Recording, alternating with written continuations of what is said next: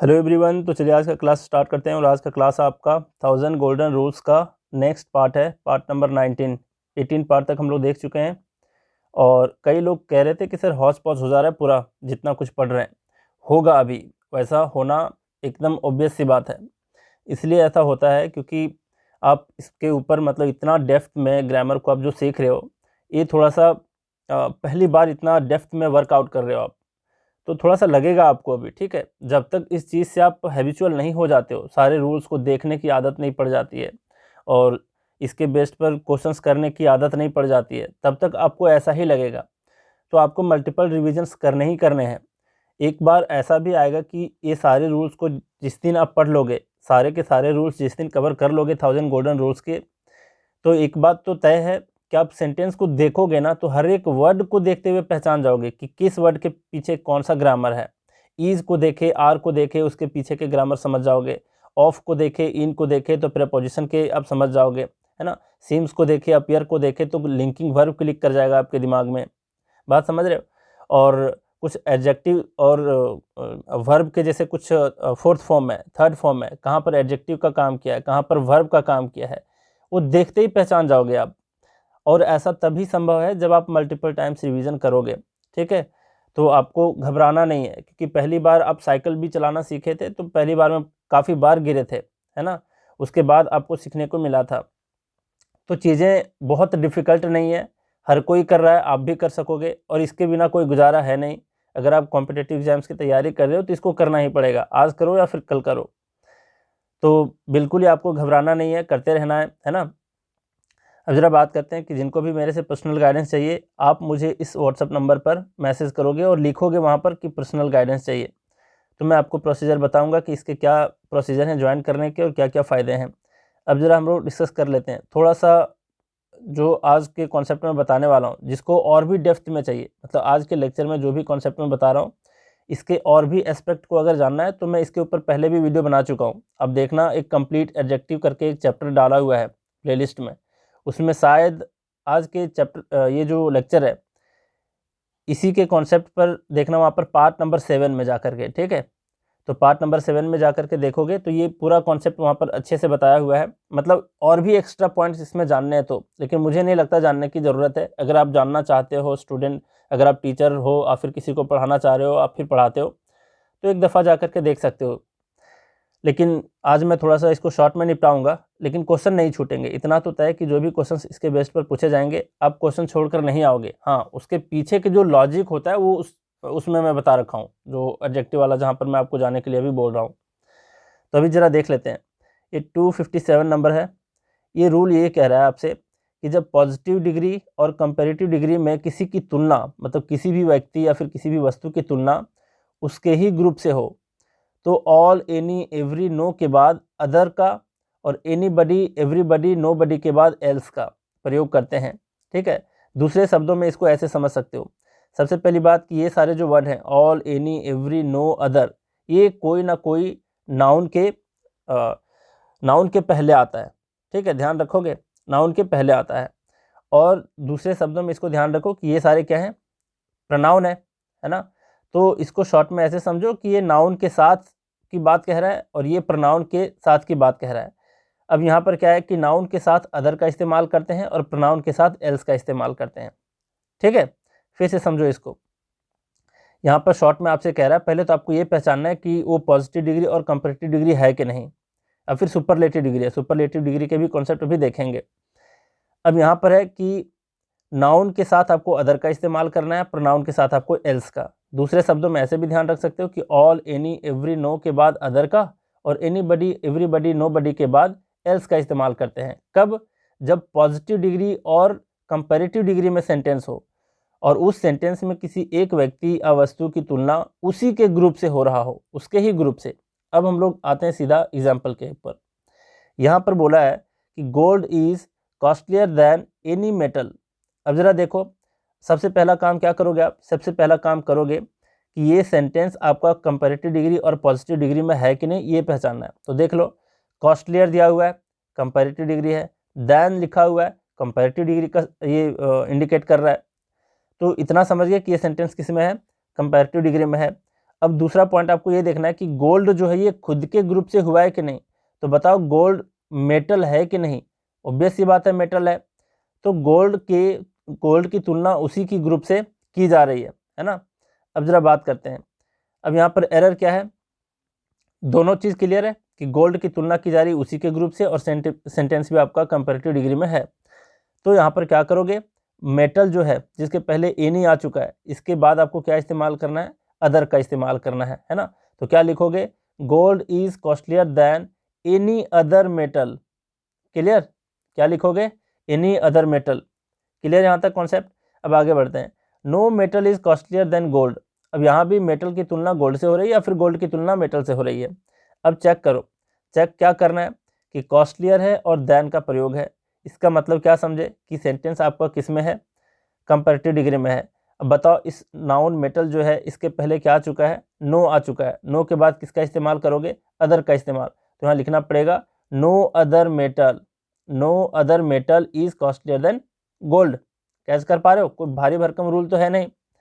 अब आगे देखते हैं, नेक्स्ट है रानी डांसेस बेटर देन एनीबडी। अब रानी जो है ये एनीबडी के अंदर आ सकती है कि नहीं, बिल्कुल है ना, एनीबडी के अंदर आ सकती है। मतलब रानी की तुलना उसी की ग्रुप से की जा रही है ना। अब बेटर है कंपैरेटिव में है, देन है कंपैरेटिव में है, तो इसका मतलब क्या हुआ कि जहाँ भी एनीबडी आया है उसके बाद किसका इस्तेमाल करेंगे, एल्स का इस्तेमाल करेंगे, है ना। नो है, ऑल है, ये सारे वर्ड हैं। एनी है तो उसके बाद हम अदर का इस्तेमाल करते हैं, और एनीबडी है और फिर जो भी प्रोनाउन है उसके बाद हम एल्स का इस्तेमाल करते हैं। क्लियर। तो यहाँ पर क्या होगा आपका, Rani dances better than anybody else. चलिए नेक्स्ट देखते हैं, यहाँ पर है no sources of energy is as long lasting as the sun. अब पहला आपको क्या ध्यान देना है कि सेंटेंस कंपैरेटिव में है या पॉजिटिव में, मतलब कंपैरेटिव और पॉजिटिव में होना चाहिए या फिर सुपरलेटिव में। अब चेक करते हैं किस में है।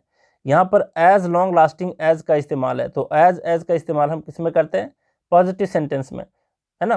तो पॉजिटिव डिग्री का सेंटेंस है, पहली बात। दूसरी बात क्या है कि क्या दो एक ही ग्रुप के चीज़ों की तुलना की जा रही है, मतलब सन जो है इसकी तुलना क्या इसी के ग्रुप से की जा रही है, ऑब्वियस सी बात है। सोर्सेस ऑफ एनर्जी में से ही है सन, है ना, सन भी एक सोर्स ऑफ एनर्जी है, तो उसी के ग्रुप से तुलना की जा रही है। अब क्या करोगे, नो के बाद किसका इस्तेमाल करोगे, अदर का इस्तेमाल, है ना, एज पर द रूल कि no other sources of energy is as long lasting as the sun. यहाँ पर क्लियर है। आगे बढ़ते हैं, यहाँ पर है the elephant is bigger and heavier than any animal found on the planet. अब एनिमल ही है एक एलिफेंट, तो चलो यहाँ पर समझ गए कि एलिफेंट की तुलना उसी के ग्रुप से हो रही है ना, कोई इंसानों से तो की नहीं जा रही है, उसी के ग्रुप से हो रही है। अब इस केस में क्या, अब अगला पॉइंट क्या देखना है कि ये सेंटेंस आपका कंपैरेटिव में है या फिर सुपरलेटिव में। तो देख पा रहे हैं कि बिगर है, हेवियर है, देन है, तो इन तीनों वर्ड से हम कैच कर पा रहे हैं कि सेंटेंस आपका कंपैरेटिव डिग्री में है ना। अब क्या करोगे, देख लो, जहाँ भी एनी का इस्तेमाल हुआ है वो किसी नाउन के पहले हुआ है यहाँ पर, तो कह सकते हो कि नाउन के पहले हम अदर का इस्तेमाल करें, या फिर दूसरे शब्दों में कह सकते हो कि एनी के बाद हम अदर का इस्तेमाल करें। क्लियर। तो क्या करोगे, the elephant is bigger and heavier than any other animal found on the planet. Clear. तो एनी के बाद आपको यहाँ पर अदर का इस्तेमाल करना पड़ेगा। समझ गए। फिर से समझ लो कि जब पॉजिटिव डिग्री और कंपैरेटिव डिग्री वाले सेंटेंस में किसी की भी तुलना, व्यक्ति वस्तु किसी की भी तुलना अगर उसके ही ग्रुप से हो, तो ऑल, एनी और एवरी और फिर नो के बाद हम अदर का इस्तेमाल करते हैं। एनीबडी, एवरीबडी, नोबडी के बाद हम एल्स का इस्तेमाल करते हैं। दूसरे शब्दों में नाउन के साथ अदर और प्रोनाउन के साथ एल्स का इस्तेमाल करते हैं। यहाँ तक समझ गए।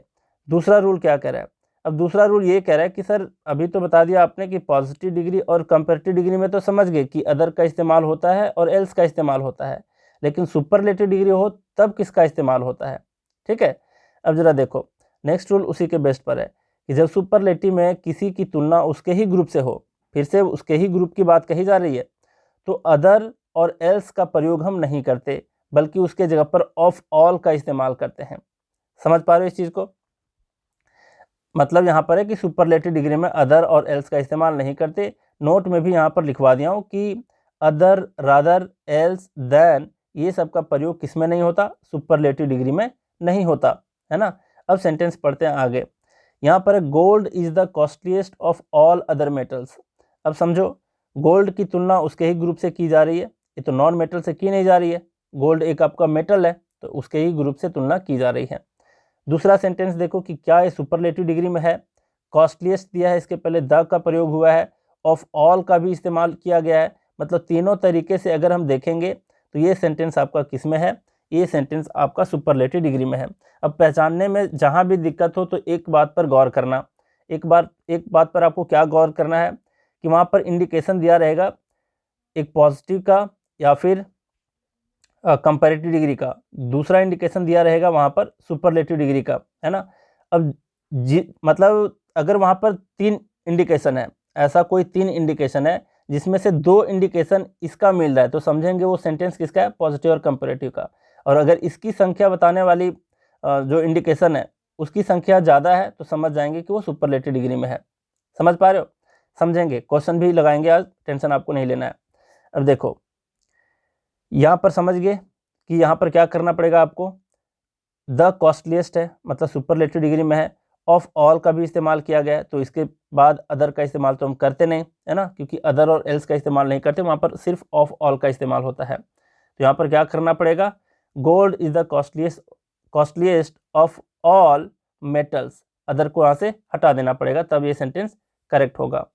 अब आगे बढ़ते हैं, फिर से गोल्ड की तुलना की गई है मेटल से। अब यहाँ पर चेक करो, यहाँ पर चेक क्या करना है कि द का इस्तेमाल है, मोस्ट प्रेशियस लिखा हुआ है, ऑफ ऑल का भी इस्तेमाल किया गया है, मतलब तीनों का तीनों ये इंडिकेशन दे रहा है कि ये सेंटेंस किस में है, ये सेंटेंस सुपरलेटिव डिग्री में है। जब सुपरलेटिव डिग्री में है तो अदर का इस्तेमाल क्यों करेंगे, तो यहाँ से अदर को हटा दोगे, आपका ये सही हो जाएगा। आगे देखते हैं, Raju is the laziest of all his other brothers. अब उस भाई में से ही है ये राजू, मतलब अपने भाइयों में से ही तुलना की जा रही है ना, उसी ग्रुप का है ये। अब यहाँ पर देख रहे हैं कि द भी है, लेजिएस्ट भी है, ऑफ ऑल भी है, तीनों ये इंडिकेट कर रहा है सेंटेंस आपका सुपरलेटिव डिग्री में है। अगर सुपरलेटिव डिग्री में है तो अदर को यहाँ से हटा दो, है ना। Raju is the laziest of all his brothers. Clear. अब इस नोट को भी ध्यान में रखना कि अदर, रादर, एल्स, देन का प्रयोग हम सुपरलेटिव में नहीं करते। अब तीसरा कंफ्यूजन आप में ये आ सकता है कि सर यहाँ पर आप बताए कि पॉजिटिव डिग्री या फिर कंपैरेटिव डिग्री में हो, दूसरा बताए कि सुपरलेटिव डिग्री में क्या होगा रूल, और इन दोनों में हम देखें कि तुलना किसी एक चीज़ की या फिर कोई एक व्यक्ति का तुलना हम किससे कर रहे हैं, उसी के ग्रुप से कर रहे हैं। तो तीसरा क्वेश्चन आपके दिमाग में ये राज हो सकता है कि अगर हम उसके ही ग्रुप से ना करें तब उस सिचुएशन में कौन सा रूल लागू होता है। तो थर्ड रूल आपका उसी के बेस्ट पर है। यहाँ पर कह रहा है थर्ड रूल देखो कि जब किसी की तुलना किसी दूसरे ग्रुप से हो, मतलब उसके ही ग्रुप से ना हो, तो हम अदर और एल्स का इस्तेमाल नहीं करते, बिल्कुल नहीं करते। ठीक है। अब जरा यहाँ पर देखते हैं, यहाँ पर दिया है diamond is costlier then any other metal. अब देखो डायमंड की तुलना की जा रही है मेटल से, और डायमंड आपका मेटल नहीं है। जो लोग भी साइंस पढ़े होंगे, बेसिक साइंस है ना, उसमें आप पता चला होगा आपको कि डायमंड आपका कार्बन का एक एलोट्रॉप है ना। तो भाई कार्बन क्या है आपका, नॉन मेटल है, मेटल नहीं है, समझ गए। मतलब ग्रेफाइट हो गया, डायमंड हो गया, ये सब कार्बन का ही पार्ट है और कार्बन आपका नॉन मेटल होता है। तो ये तो नॉन मेटल है नहीं, ये इसकी तुलना मेटल से की जा रही है, मतलब इसकी तुलना किसी अदर ग्रुप से की जा रही है, उसके ही ग्रुप से नहीं की जा रही। क्लियर। तो यहाँ तो समझ गए। तब इस केस में आपको क्या करना पड़ेगा, अदर और एल्स का इस्तेमाल नहीं करना पड़ेगा, ड्रॉप कर देना पड़ेगा। देखते हैं, diamond is costlier than any metal, other का इस्तेमाल यहाँ से हटा दिए, सेंटेंस आपका बिल्कुल करेक्ट हो गया, है ना। और कुछ नहीं था, तीनों रूल देख लिए। अब हमें क्या करना है इसके बेस्ड पर कुछ क्वेश्चंस के प्रैक्टिस करने हैं, जरा देखते हैं। पहला काम क्या बताया आपको, पहला काम बताया आपको पहचानने के लिए कि पॉजिटिव में या फिर कंपैरेटिव में है। दूसरा बताया कि सुपरलेटिव में है, उसको कैसे पहचानेंगे। फिर इसमें से आपको क्या कैच करना है, इसमें कैच करना है कि सेंटेंस अगर देख लिए कि वो कंपैरेटिव में है, पॉजिटिव में है या फिर सुपरलेटिव में है, तो उसके हिसाब से क्या करेंगे, अदर का इस्तेमाल करेंगे या फिर एल्स का इस्तेमाल करेंगे। अदर का इस्तेमाल तब करेंगे जब नाउन हो उसके साथ, और प्रोनाउन हो तो एल्स का इस्तेमाल करेंगे। और दूसरी बात क्या सीखे कि अगर सुपरलेटिव में हो तो वहाँ पर ऑफ ऑल का इस्तेमाल होता है ना। और अगर उसके ग्रुप से नहीं की जा रही है तो हम क्या करेंगे, अदर और एल्स का इस्तेमाल नहीं करेंगे। अब ज़रा देखते हैं क्वेश्चन। यहाँ पर सबसे पहले आप क्या पहचानोगे कि सेंटेंस कौन सा है, पॉजिटिव है, कंपैरेटिव है या फिर superlative. The circulation of the statesman is greater than that of any newspaper. अब जरा देखो, पहला पॉइंट आपको कैच करना है कि द स्टेट्समैन है, ये किसकी तुलना की जा रही है, न्यूज़पेपर से, मतलब कि न्यूज़पेपर का ही पार्ट है, मतलब इसके ही ग्रुप से इसकी तुलना की जा रही है। दूसरा पॉइंट आपको क्या कैच करना है, क्योंकि द स्टेट्समैन है, ये तो एक न्यूज़पेपर का नाम है ना, भले आपको नहीं पता हो न्यूज़पेपर का नाम, लेकिन आपको उतना गेस करना ही पड़ेगा कि न्यूज़पेपर से ही तुलना की जा रही है और ये कोई मैगजीन नहीं है। द स्टेट्समैन आपका कोई ना कोई न्यूज़पेपर ही होगा, क्लियर, मतलब उसके ही ग्रुप से की जा रही है। दूसरा आपको क्या कैच करना है कि ये सेंटेंस किस में है, कौन से डिग्री में है, तो देखो ग्रेटर का इस्तेमाल है, दैन का इस्तेमाल है और दैट का भी इस्तेमाल है, देख रहे हो, दैट ऑफ का भी। तो ग्रेटर भी इंडिकेट कर रहा है कि सेंटेंस आपका कंपैरेटिव में है, दैन भी इंडिकेट कर रहा है कि कंपैरेटिव में है, दैट ऑफ भी आपका इंडिकेट कर रहा है कि कंपैरेटिव डिग्री में है। समझ गए, मतलब तीनों की बहुलता है यहाँ पर कंपैरेटिव डिग्री को लेकर। तो यहाँ पर समझेंगे कि ये सेंटेंस आपका कंपैरेटिव डिग्री में है। और रूल क्या पड़े कि कंपैरेटिव डिग्री में है तो वहाँ पर जो आपका नाउन है या फिर एनी वाला पार्ट है, उसके बाद क्या करेंगे, हम अदर का इस्तेमाल करेंगे। तो एनी के बाद हम अदर का इस्तेमाल यहाँ पर कर देंगे। क्या पढ़ेंगे सेंटेंस को फिर से, the circulation of the statesman is greater than that of any other newspaper. Clear यहाँ तक, कोई दिक्कत तो नहीं, बिल्कुल दिक्कत नहीं। अगला सेंटेंस देखते हैं यहाँ पर, और ये एसएससी में पूछा गया क्वेश्चन है, सब मैं प्रीवियस ईयर से ही लिया हूँ। अगला सेंटेंस है कि the Hindu is most popular than any other newspaper in India. अब देखो मोस्ट पॉपुलर है, तो मोस्ट किसका इंडिकेशन है, मोस्ट आपका इंडिकेशन है सर सुपरलेटिव डिग्री का, है ना, सुपरलेटिव डिग्री का। अब जरा देखो, अगर सुपरलेटिव डिग्री का है तो दैन का भी इस्तेमाल हुआ है, तो ये किसका इस्तेमाल है। अब जरा देखो, अगर ये सुपरलेटिव डिग्री में होता तो मोस्ट के पहले द लगा होता, है ना, क्योंकि मोस्ट का मैं बहुत ज़्यादा रूल बता दिया हूँ, बहुत ज़्यादा मतलब जितने सारे रूल्स थे सब मैं कवर कर दिया हूँ इसी सीरीज में। तो सुपरलेटिव डिग्री में अगर होता तो ये द का इस्तेमाल इसके पहले ज़रूर होता, इसका मतलब है कि ये सुपरलेटिव डिग्री में नहीं है।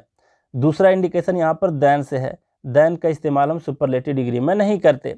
तो दोनों इंडिकेशन से ये पता चल रहा है कि ये सेंटेंस आपका सुपरलेटिव डिग्री में हो ही नहीं सकता।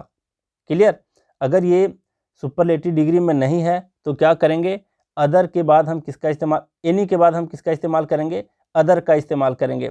अब अदर का इस्तेमाल तो हम यहाँ पर कर दिए, यहाँ पर क्या कर दिए, अदर का इस्तेमाल तो ऑलरेडी है। अब सर है कहाँ पर एरर, तो समझो भाई एनी के बाद अदर का इस्तेमाल करना था, करेक्ट है, और सेंटेंस भी पहचान लिए कि सुपरलेटिव डिग्री में नहीं है, ये है किसमें, कंपैरेटिव डिग्री में, क्योंकि दैन का इस्तेमाल किया गया है। अगर कंपैरेटिव डिग्री में है तो मोस्ट का इस्तेमाल कैसे करोगे, वहाँ पर क्या करना पड़ेगा, कंपैरेटिव डिग्री का शब्द का इस्तेमाल करना पड़ेगा। तो यहाँ पर लिखना पड़ेगा आपको मोर, ना कि मोस्ट, ठीक है, तो मोर का इस्तेमाल करोगे तो क्या लिखोगे, the Hindu is more popular than any other newspaper in India. Clear है, फिर से समझाऊं, फिर से समझा देता हूँ कि सेंटेंस कैसे पकड़ोगे कि ये आपका सुपरलेटिव में है या फिर कंपैरेटिव में है। सबसे पहली बात कि मोस्ट है, अगर ये सुपरलेटिव डिग्री में होता तो इसके पहले द का इस्तेमाल किया जाता। फिर दूसरा इंडिकेशन दे रहा है दैन का, दैन का इस्तेमाल हम सुपरलेटिव डिग्री में करते ही नहीं है। तो दोनों इंडिकेशन मतलब बहुलता किसकी है, दोनों इंडिकेशन जो बता रहा है ये बता रहा है कि सुपरलेटिव डिग्री में नहीं है। और दैन का इस्तेमाल हम किस में करते हैं, हम लोग करते हैं क्या कहते हो, कंपैरेटिव डिग्री में, है ना। तो कंपैरेटिव डिग्री में है सेंटेंस। कमरे में कोई भी आ जाता है ना तो थोड़ा सा डिस्ट्रैक्ट हो ही जाता है दिमाग। तो यहाँ पर क्लियर है कि सेंटेंस आपका है कंपैरेटिव डिग्री में, तो यहाँ पर मोस्ट का इस्तेमाल नहीं करना है, क्या करना है, मोर का इस्तेमाल करोगे, है ना, क्योंकि मोर का इस्तेमाल हम कंपैरेटिव डिग्री में करते हैं। क्लियर, चलिए सर यहाँ भी सीख गए। थर्ड नंबर देखिए, ये भी एसएससी में पूछा गया है कि the elephant is the stronger of all living animals. अब जरा समझो, अब पकड़ेंगे यहाँ पर कि सबसे पहली बात कि एलिफेंट की तुलना उसी के ग्रुप से की जा रही है क्योंकि ये एनिमल्स ही है ना, एनिमल्स का ही पार्ट है। चलिए दूसरा कि ये सेंटेंस किस में है, देखते हैं। द का इस्तेमाल है, द का इस्तेमाल हम सुपरलेटिव डिग्री में करते हैं, है ना, और स्ट्रोंगर दे दिया है। यहाँ पर स्ट्रोंगर से पता चल रहा है कि ये सेंटेंस कंपैरेटिव डिग्री में हो सकता है, ये बता रहा है कि ये सुपरलेटिव डिग्री में हो सकता है। ऑफ ऑल क्या बता रहा है, ऑफ ऑल आपका बता रहा है कि ऑफ ऑल का इस्तेमाल हम किस में करते हैं, सुपरलेटिव डिग्री में करते हैं। बात को समझे। अब आपको ये बताना है कि ये तीनों में बहुलता किसकी है, तो देख रहे हैं कि सुपरलेटिव डिग्री की, तो ये सेंटेंस आपका किस में है, सुपरलेटिव डिग्री में है। कैच कर पाए? अब कैच तो कर लिए सर, और ऑफ ऑल कैसे जानेंगे, क्योंकि अभी अभी रूल में देखा कि ऑफ ऑल का इस्तेमाल हम सुपरलेटिव डिग्री में करते हैं। अब यहाँ तो हम समझ गए सर। तो बताओ सेंटेंस आपका सुपरलेटिव डिग्री में होना चाहिए, होना चाहिए, तो उसमें रूल में मैं क्या बताया था कि ऑफ ऑल का इस्तेमाल होता है, अदर और एल्स का इस्तेमाल नहीं होता नाउन के पहले। देख पा रहे हो? तो ऑफ ऑल का इस्तेमाल अपने जगह सही है। अब यहाँ पर क्या है, सेंटेंस को आप सुपरलेटिव डिग्री में बनाओ, ये तो ऑफ ऑल का इस्तेमाल सही है अपने जगह पर, तो सुपरलेटिव डिग्री में बनाओगे तो क्या करना पड़ेगा, स्ट्रॉन्गर के जगह पर स्ट्रॉन्गेस्ट लिखना पड़ेगा, है ना। रिपीट करके वीडियो देख लेना अगर किसी को नहीं समझ में आ रही चीज़ें तो, लेकिन मुझे लगता है इतने आसान शब्दों में मैं समझा रहा हूँ, इससे ज़्यादा आसान क्या हो सकता है। ठीक है, तो the elephant is the strongest of all living animals. Clear है? चलिए सर यहाँ तक समझ गए, फिर से एक बार समझा देता हूँ। द इंडिकेट कर रहा है क्योंकि कोई भी डिग्री का इस्तेमाल यहाँ पर हुआ है, अगर उसके पहले द का इस्तेमाल होता है तो हम ये समझते हैं, इससे ये समझते हैं कि ये इंडिकेट कर रहा है, द इंडिकेट कर रहा है सुपरलेटिव डिग्री को। लेकिन यहाँ पर स्ट्रॉन्गर का इस्तेमाल है, स्ट्रॉन्गर जो कंपैरेटिव डिग्री में होता है, तो ये कंपैरेटिव डिग्री का है, और ऑफ ऑल नेक्स्ट पार्ट में है, ये किसका इंडिकेशन दे रहा है, सुपरलेटिव। तो बहुलता किसकी है, सुपरलेटिव डिग्री की। तो ये सेंटेंस पूरा सुपरलेटिव डिग्री में, तो पूरा का पूरा सेंटेंस आपका सुपरलेटिव डिग्री के रूल को फॉलो करने चाहिए। तो यहाँ से स्ट्रॉन्गर को हटाओ और स्ट्रॉन्गेस्ट लिखोगे, is the strongest of all, तो ऑलरेडी इंडिकेशन दे रहा है सुपरलेटिव डिग्री में है। तो क्या अर्थ है, यहाँ पर स्ट्रॉन्गर को हटा करके आपको स्ट्रॉन्गेस्ट करना था। आगे बढ़ते हैं, यहाँ दिया है, ये भी एसएससी का क्वेश्चन था, नेक्स्ट वाला भी एसएससी का है। यहाँ पर है, Belgian chocolate is considered by many to be finer than any others in the world. अब बेल्जियन चॉकलेट की तुलना की जा रही है वर्ल्ड के दूसरे चॉकलेट से, है ना, मतलब एक खुद के ही ग्रुप से इसकी तुलना की जा रही है। पहली बात क्लियर।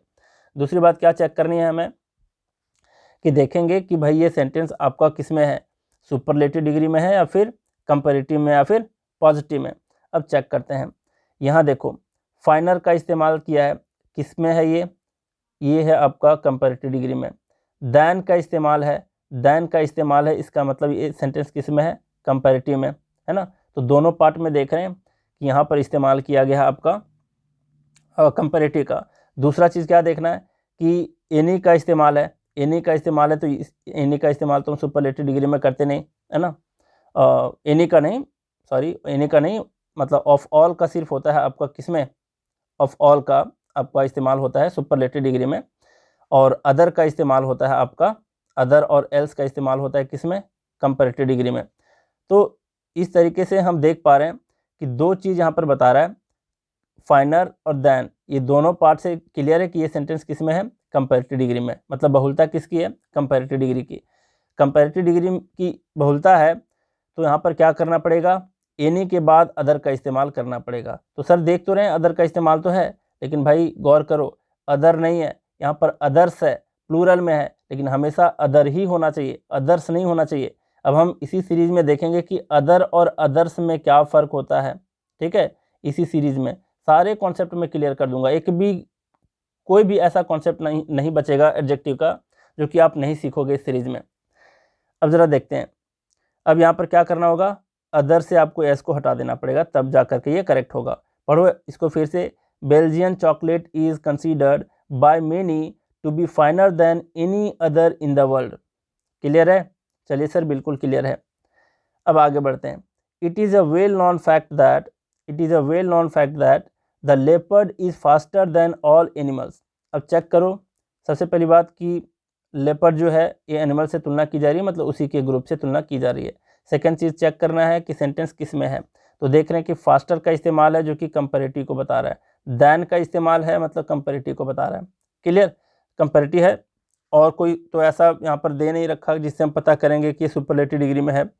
तो दोनों से पता चल रहा है कि कंपैरेटिव डिग्री में है, तो यहाँ पर ऑल के बाद किसका इस्तेमाल करोगे, अदर का इस्तेमाल करोगे, है ना, नियम के हिसाब से। तो यहाँ पर लिखोगे, it is a well known fact that the leopard is faster than all other animals. Clear, तो ये सेंटेंस सही होगा आपका, ऑल के बाद अदर लिखोगे वहाँ। फिर next question, there is no argument against the fact that humans are the most intelligent of all other species. अब ह्यूमंस की तुलना की जा रही है स्पीसीज से। स्पीसीज का मतलब हम लोग भी एक तरह के प्रजाति हैं, है ना, मानव प्रजाति के।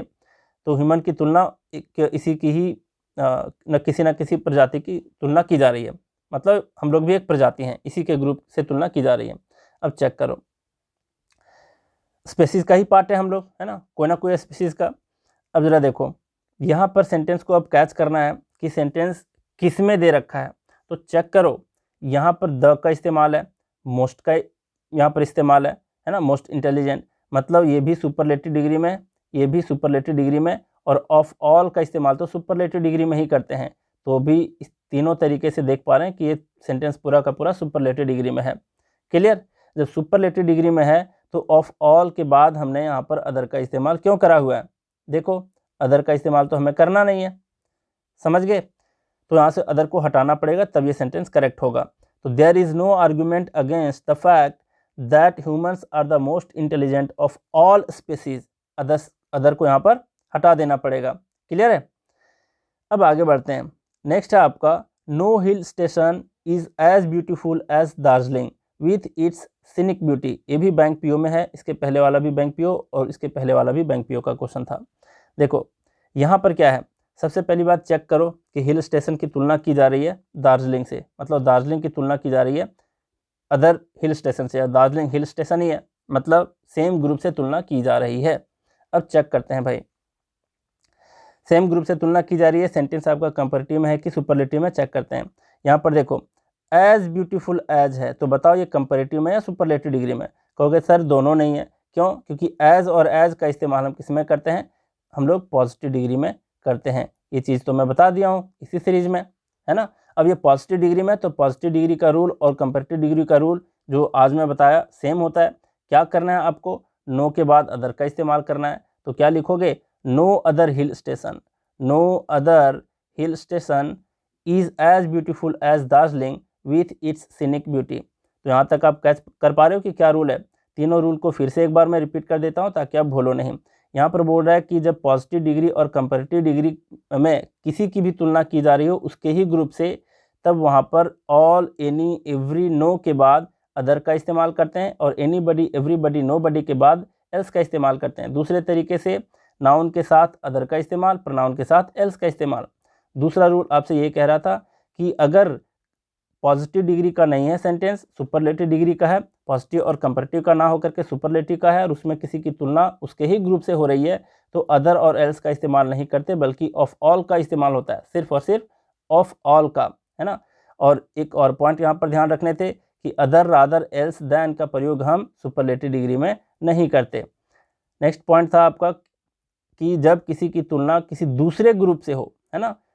दो रूल पढ़े कि अगर सेम ग्रुप से है, जैसे कि यहाँ पर डायमंड की तुलना की गई दूसरे ग्रुप से, मेटल ग्रुप से, जो कि डायमंड जो है ये मेटल ग्रुप का नहीं है, ये नॉन मेटल है ना। तो दूसरे ग्रुप से हो तो अदर और एल्स का इस्तेमाल हम वहाँ पर नहीं करते। क्लियर? और बाकी सारे रूल्स के बेस्ट पर हम लोग क्या देखें? अभी हम लोग देखें सारे रूल्स के बेस्ट पर क्वेश्चंस की प्रैक्टिस भी किए। अगला भी आज ही मैं अपलोड कर दूंगा, है ना, तो बना दूंगा। और क्या आपको ख्याल रखने हैं, इसको मैं 3 ही रूल इसलिए लिमिट कर रहा हूँ इस वीडियो में, क्योंकि आप दूसरे रूल पर जाओगे तो हो सकता है ये वाला रूल कंफ्यूज कर जाओगे, और फिर एक साथ हो सकता है बहुत ज़्यादा हौस पौस हो जाए। इसलिए मैं कोशिश करूँगा नेक्स्ट पार्ट में बाकी रूल्स को बता दूँ, ठीक है। तो चलिए आप लोग हेल्प करिए मुझे भी, लाइक वगैरह करके, शेयर वगैरह करके। चैनल का ग्रोथ थोड़ा सा एकदम स्टैग्नेट हो गया है, रुक सा गया है, पूरा थम सा गया है। तो भाई कोशिश करो थोड़ा सा अपने तरफ से भी एफर्ट डालने की। मैं तो मेहनत कर ही रहा हूँ आप लोगों के साथ, अभी देख रहे हो डेली मैं एक ना एक वीडियो अपलोड कर ही रहा हूँ, और सारे वीडियो यूज़फुल हैं, कोई भी वीडियो ऐसा नहीं है कि यूज़फुल नहीं है। तो चलिए आज भी बहुत कुछ सीखे, आज का क्लास हम लोग यहीं रैप अप करते हैं। Thank you very much.